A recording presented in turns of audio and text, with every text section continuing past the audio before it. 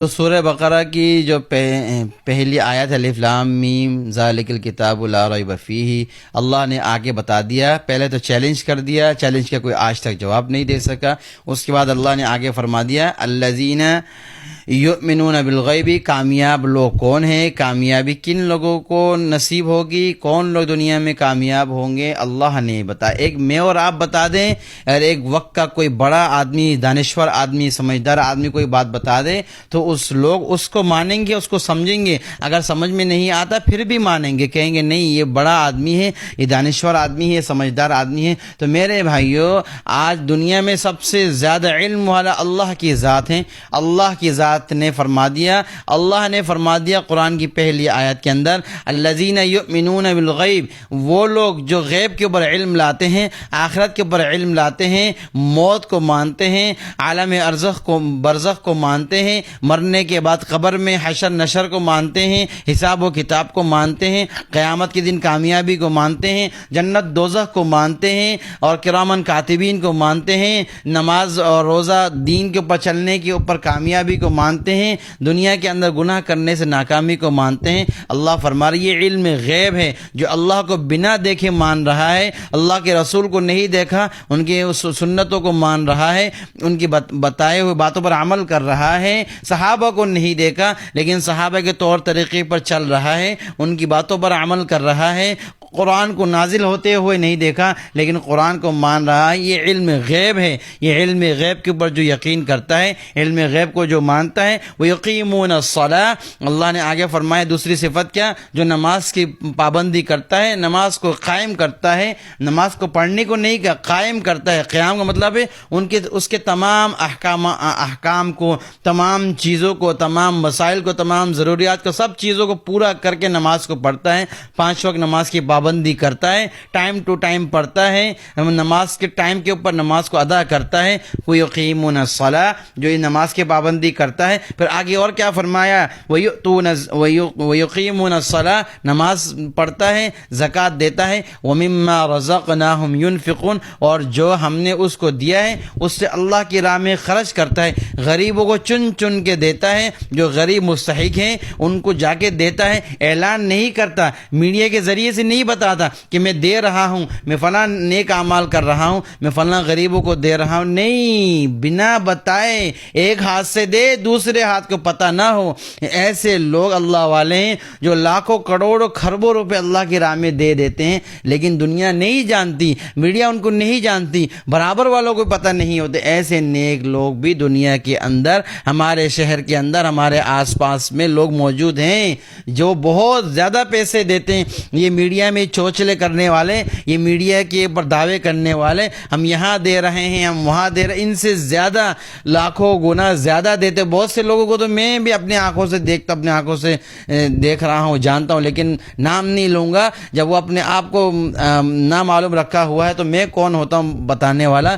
بہت سے لوگ ایسے ہیں جو اللہ کی راہ میں بے شمار اللہ کی راہ میں دیتے ہیں. زکوٰۃ نہیں، زکوٰۃ تو ایک فرضی عبادت ہے جو دینا ہی دینا ہے. زکوٰۃ کے علاوہ، زکوٰۃ سے زیادہ اللہ کی راہ میں صدقہ خیرات کرتے ہیں. غریبوں کو چن چن کر، بہت سے سفید پوش لوگوں کو گھروں میں جا جا کر ان کو راشن دیتے ہیں، ان کا ماہانہ خرچہ اٹھاتے ہیں. بہت سے لوگ، گناہ گار لوگ جو حرام کاری کر کے پیسے کماتے تھے، ان کو بولتے ہیں بھائی تم نیک بن جاؤ، نمازیں پڑھ لو، اللہ کی راہ میں وقت لگا لو، نمازیں پڑھنا شروع کر دو، تمہاری کفالت میں کروں گا، تمہارے پورے مہینے کا خرچہ میں دوں گا. ایسے کتنے ہزار غریب فیملیز ہیں جو ان کو لوگ ماہانہ خرچہ دیتے ہیں اور پابندی سے دیتے ہیں. لائن لگوا کر، اعلان کر کے نہیں، بولتے تم گھر میں رہو، ہم تمہارے گھر میں پہنچا دیں گے. ایسے کتنے فحش اور عریانی کرنے والے لوگ جنہوں نے توبہ کر لی، ان کو پورے ماہانے کا خرچہ دیتے ہیں، پورے ماہانے کا ان کی کفالت کرتے ہیں. 50 60 70 80 ہزار ان کو دیتے ہیں ماہانہ، لیکن کسی کو پتہ نہیں ہوتا. تو وہ وَمِمَّا رَزَقْنَاهُمْ يُنْفِقُونَ،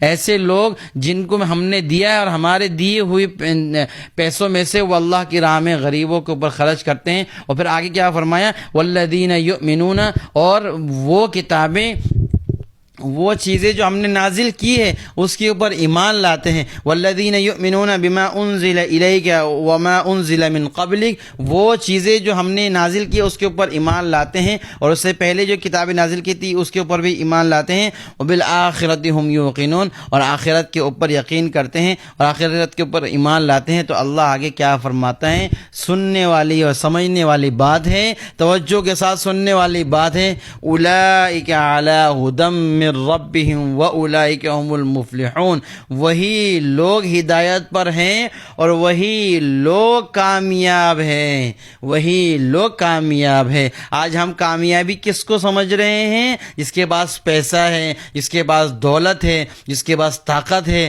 جس کے پاس شہرت ہے، جس کے پاس بزنس ہے، جس کے پاس دنیا کے واہ ہے، جس کے پاس دنیا کی طاقتیں موجود ہیں، دنیا کے بینک بیلنس ہے، بہت ساری پراپرٹی ہے، بہت ساری گاڑیاں ہیں، بہت سارے گھر ہیں، بہت ساری چیزیں، اس کے بعد دنیا کے مال و دولت اسباب موجود ہے، ہم اس کو کامیاب سمجھتے ہیں. لیکن اللہ نے یہاں پر کامیاب ان لوگوں کو نہیں کہا، کامیاب ان لوگوں کو کہا ہے جو نماز کی پابندی کرتے ہیں، صدقہ خیرات کرتے ہیں، علم غیب رکھتے ہیں، علم غیب پر ایمان لاتے ہیں، اللہ کی کتاب کو مانتے ہیں، اللہ کی کتاب کے اوپر عمل کرتے ہیں اور آخرت کے اوپر یقین رکھتے ہیں. یہ لوگ کامیاب ہیں. پھر اس کے بعد اللہ نے سورہ بقرہ میں آگے کیا فرمایا؟ منافقین کے بارے میں بتایا. منافقین وہ جو نفاق رکھنے والے ہیں، سامنے کچھ ہے، پیٹھ پیچھے کچھ ہیں، جو بتاتے ہیں ہم دین پر آپ کے سامنے دعوے کرتے تھے کہ ہم آپ کو ماننے والے ہیں، ہم آپ سے محبت کرتے ہیں، لیکن پیٹھ پیچھے جا کے ان کی برائیاں کرتے، بغض و عناد رکھتے.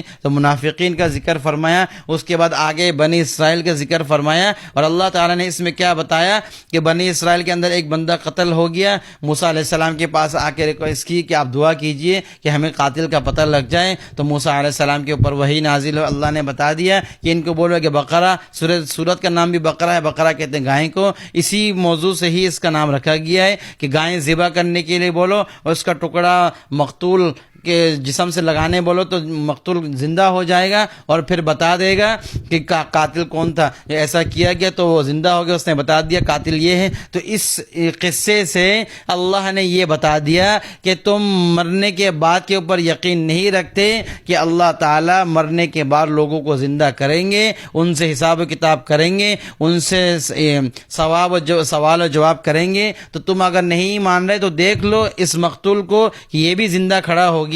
جس طرح یہ زندہ مرنے کے بعد ہو سکتا ہے، اسی طرح مرنے کے بعد قبر والے کو بھی اللہ زندہ کرے گا، آخرت میں بھی اللہ زندہ کرے گا، سب سے سوال و جواب کرے گا. تم اس بات پر یقین لاؤ اور یقین کرو، ایمان لاؤ کہ اللہ تعالیٰ مرے ہوئے کو زندہ کرے گا. اس کے بعد اللہ نے آدم علیہ السلام کا ذکر کیا جو خلیفہ اول تھے، ہمارے باب اول ہے، جن کے ذریعے سے اللہ نے اس دنیا کی نسلوں کو چلایا. آدم علیہ السلام کا ذکر کیا. اس میں ذکر کرنے کے بعد کیا بتایا کہ ان سے خطا ہو گئی تو انہوں نے توبہ کی، توبہ کر کے اللہ کے سامنے سجدہ و سجود ہوئے، پھر سجدہ و سجود ہو کے اللہ کو راضی کیا اور اللہ نے ان کو معاف کر دیا، پھر جنت میں داخل کر دیا. پھر اس کے بعد شیطان کا ذکر کیا. شیطان ملعون کہ اللہ تعالیٰ کے سامنے بہت زیادہ عبادت کیا کرتا تھا، بہت زیادہ اس نے عبادت کی تھی، لیکن ایک بات کے اوپر اللہ کے ساتھ اڑ گیا، اللہ کی ایک بات کو نہیں مانا، تو اس طرح اسی وجہ سے اللہ نے اس کو ملعون قرار دیا. تو اس سے کیا سبق ملتا ہے اس قصے سے؟ کہ اللہ تعالیٰ کے احکام کو ماننا ہے، سمجھ میں آئے تو بھی ماننا ہے، سمجھ میں نہ آئے تو بھی ماننا ہے، پر ماننا ہے. شیطان کے اندر ایک بزرگ نے لکھا ہے کہ 4 عین جس کے اندر ہوں گے وہ کامیاب ہوگا. ایک عین کا مطلب کیا؟ عابد ہو. ایک عین کا مطلب کیا؟ عالم ہو. ایک عین کا مطلب کیا؟ عارف ہو. ایک عین کا مطلب کیا؟ عابد ہو، عالم ہو، عارف ہو. اور ایک عین اور ہے، اس کا ذکر یاد نہیں آ رہا ہے. تو شیطان کے اندر 4 عین میں سے 3 عین موجود تھا. وہ عابد تھا، اتنی عبادت کی تھی کہ دنیا کے اندر کوئی ایسی جگہ نہیں جہاں اس نے اللہ کے سامنے سجدہ نہ کیا ہو. عالم تھا، وہ اللہ تعالیٰ کو جانتا تھا، اس کو اللہ تعالیٰ نے بہت زیادہ علم دیا ہوا تھا. اور عالم تھا، عارف نہیں تھا کہ اللہ تعالیٰ کے اللہ تعالیٰ نے حکم دیا ہے، اگر مجھے اللہ نے حکم دیا ہے تو اللہ تعالیٰ کے حکم کے سامنے اپنے آپ کو جھکانا ہے۔ اللہ تعالیٰ کے علم، اللہ تعالیٰ کی جو رحمت ہے وہ اللہ تعالیٰ کے غضب کے اوپر غالب ہے۔ اگر یہ عارف تھا، جانتا تھا جب اللہ نے اس کو ملعون قرار دیا تو یہ اللہ نے اس کو کہا کہ دفع ہو جا تو یہاں سے ملعون، پھر دوبارہ آ کے اس نے اللہ سے سوال کیا کہ اے اللہ آپ نے مجھے ملعون تو کر دیا لیکن مجھے انسان کے جسم سے جانے آنے کی وہ صلاحیت دے دے۔ اللہ نے کہا جا تجھے دے دیا۔ تو یہ عارف تھا، جانتا تھا کہ اللہ تعالیٰ اس وقت غصے میں ہے، لیکن پھر بھی اللہ تعالیٰ کے غصے کے اوپر اللہ تعالیٰ کی رحمت غالب ہے۔ دوبارہ آ کے اس نے سوال کیا تو اللہ نے اس کے سوال کا جواب کے اوپر اس کو اللہ نے وہ چیز عطا کر دی، لیکن ایک عین اس کے اندر موجود نہیں تھا۔ وہ کیا تھا؟ اللہ تعالیٰ کا عارف تھا، عالم تھا اور عابد تھا، لیکن اللہ تعالیٰ کا عاشق نہیں تھا۔ عاشق کہ عاشق کا مطلب چار عین۔ عاشق کا مطلب کیا؟ کہ اللہ نے حکم دے دیا ہے تو مجھے اپنے محبوب کے حکم کو ماننا ہے، تو اسی وجہ سے اس نے اپنے انا کے اوپر برقرار رہا کہ میں زمین سے مٹی سے بنی ہوئی چیز کو سجدہ کیوں کروں، میں نور کا ہوں، میں اس کو سجدہ کیوں کروں؟ تو وہ اس کو اللہ سے محبت نہیں تھی، اسی لیے اس نے سجدہ نہیں کیا، جس کی وجہ سے وہ ملعون ہوا۔ تو بزرگ کہتے ہیں چار عین ہونے چاہیے، عارف ہو، عالم ہو، عابد ہو اور عاشق ہو۔ اس کے اندر تین عین موجود تھا، عابد تھا، عارف تھا، عالم تھا، لیکن عاشق نہیں تھا، جس کی وجہ سے وہ ملعون ہوا۔ تو اللہ تعالیٰ نے اس آدم علیہ السلام کا ذکر کیا، اس کے بعد اللہ نے ابراہیم علیہ السلام کا ذکر کر کے اللہ نے کیا بتا دیا؟ فَإِنْ آمَنُوا بِمِثْلِ مَا آمَنْتُمْ بِهِ فَقَدْ اهْتَدَوْا۔ جس طرح ابراہیم علیہ السلام